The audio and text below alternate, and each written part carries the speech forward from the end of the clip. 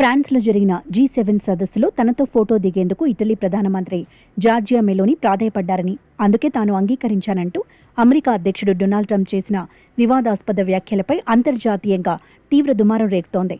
ఒక ఇంటర్వ్యూలో ట్రంప్ మాట్లాడిన తీరును ప్రపంచ దేశాలు ఒక అహంకారపూరిత, దౌత్య మర్యాదలు లేని ప్రవర్తనగా చూస్తున్నాయి. ఒక మిత్రదేశ మహిళా ప్రధాని పట్ల అమెరికా అధ్యక్షుడు ఇంత అసభ్యకరంగా, చులకనగా మాట్లాడటంపై తీవ్ర అభ్యంతరాలు వ్యక్తమవుతుండగా, ట్రంప్ వాదన పూర్తిగా కల్పితమని పేర్కొంటూ మెలోని ఘాటుగా ఒక వీడియో ప్రకటన జారీ చేశారు. పాశ్చాత్య దేశాల శత్రువుల విషయంలో సర్దుకుపోయే ట్రంప్ ఒక మిత్రదేశంపై ఇలాంటి అబద్ధాలు ప్రచారం చేయటం సిగ్గుచేటని, తాము ఎవరిని ప్రాధేయపడబోమని ఆమె స్పష్టం చేశారు. ఈ వ్యాఖ్యలకు నిరసనగా ఇటలీ విదేశాంగ మంత్రి ఆంటోనియో తజాని తన అమెరికా పర్యటనను తక్షణమే రద్దు చేసుకోగా, దేశాధ్యక్షుడితో పాటు ఇటలీ రాజకీయ ప్రముఖులందరూ మెలోనీకి అండగా నిలిచారు.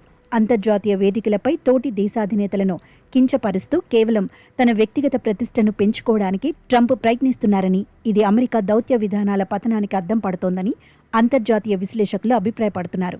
చైనా, రష్యా వంటి ప్రత్యర్థి దేశాల పట్ల మెతక వైఖరి ప్రదర్శించే ట్రంప్ అత్యంత విశ్వసనీయమైన నాటో భాగస్వామ్య దేశాల నేతలను అవమానించడం ద్వారా పాశ్చాత్య కూటమిలోని ఐక్యతను దెబ్బతీస్తున్నారనే విమర్శలు ప్రపంచవ్యాప్తంగా వ్యక్తమవుతున్నాయి.